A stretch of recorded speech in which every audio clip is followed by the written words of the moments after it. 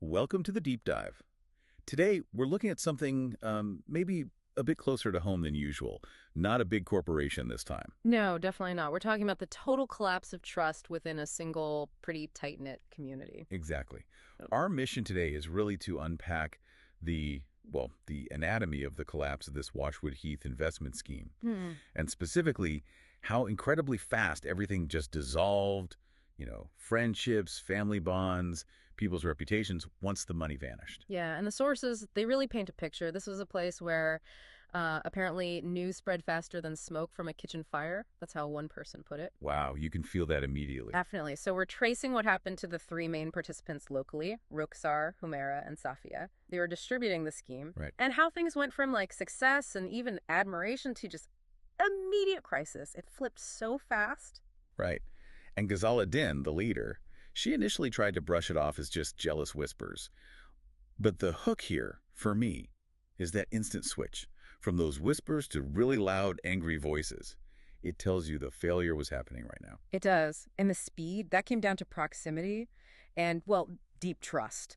The first cracks weren't abstract financial reports, they were personal. Like Sophia's uncle. Exactly. He'd put in £3,000, money from his taxi work, hard earned.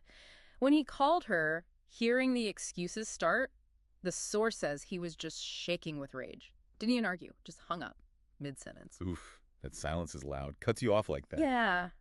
And it wasn't always shouting, look at Rukhsar and her cousin Farah. What happened there? Fear just looked at her with this silent contempt. And the source noted that, look, that silence, it cut deeper than words. Withdrawal. That's powerful. It is. And meanwhile, Humaira's phone is just blowing up. Messages flooding in from her best friend from college. Asking the obvious question, I guess. The agonizingly simple one. Where is my money? Over and over. Okay, so the personal touch isn't working anymore. Excuses are failing. What does the leader, Ghazala Din, do? The sources say she was strangely calm. Yeah, calm, too calm, sipping tea while everything's falling apart around her. That's how it's described. So what was her play? Control. She basically told the younger women this panic was, their weakness showing, youth, and her core instruction was pure manipulation. Rotate the excuses. Rotate them, like a script. Pretty much. Yeah. A whole library of lies. Bank delays, accounts are frozen, I have a health appointment, there's a court process starting. Just keep cycling through them. And the point wasn't to fix it, was it? No, it was psychological. She literally said, keep them hoping. As long as they're hoping, they won't fight back. Buy time, basically. But that kind of hope, it has a shelf life, surely. Especially in a close community. It absolutely does. Because people started talking. Outside of Ghazala's control. The WhatsApp groups. Exactly. They became absolutely essential. People comparing notes, sharing screenshots, evidence. And that's where you get that key message spreading. Wait, she told me next week. But she told my cousin the same thing. She's lying to all of us. The dam breaks. Totally. And once that collective realization hit, the social fallout was brutal, swift. Conversations stopping when they walked into rooms. Oh, yeah. Aunties whispering behind their hands at family gatherings. It went from admiration to shame overnight. And then that awful public accusation started getting thrown around. Thieves in his jobs. That's crushing. Public shaming like that. And it fractured everything. Cousins arguing, lifelong friends cutting ties completely.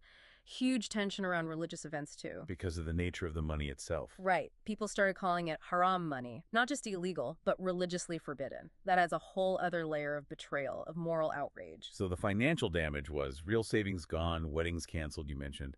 But what was the actual breaking point for the women involved? Psychologically. For Humaira, the sources pinpoint a specific moment. A victim turned up at her house. A widow. With 3 kids. Oh, wow. Face to face? Yeah. And the woman was sobbing, saying she'd pawned my bangles for this. Her gold bangles. Probably her only real security. That makes it incredibly real, doesn't it? Hits differently than angry phone calls. Completely. It just shattered any abstraction. This wasn't about numbers anymore. It was about destroying lives, betraying the most vulnerable people who trusted them. Humaira apparently had this awful realization that night. Had they crossed a line they could just never, ever come back from. So, wrapping this up, the core takeaway here seems to be about speed and depth. In these high-trust places, when a scheme like this fails, it's not just the money, it's how fast and how completely the social structure collapses. That seems to be the greater harm, almost. The shame, the isolation. I think that's right. And if you think about the fear these women felt, the sources suggest it wasn't mainly about the police, or prison even. It was this unbearable weight of guilt, just pressing down, knowing they'd betrayed the very foundation of who they were, their community. So maybe the question for you, the listener, is this. What's the real cost, the lasting damage, when your actions completely destroy the only community you belong to? What does that feel like?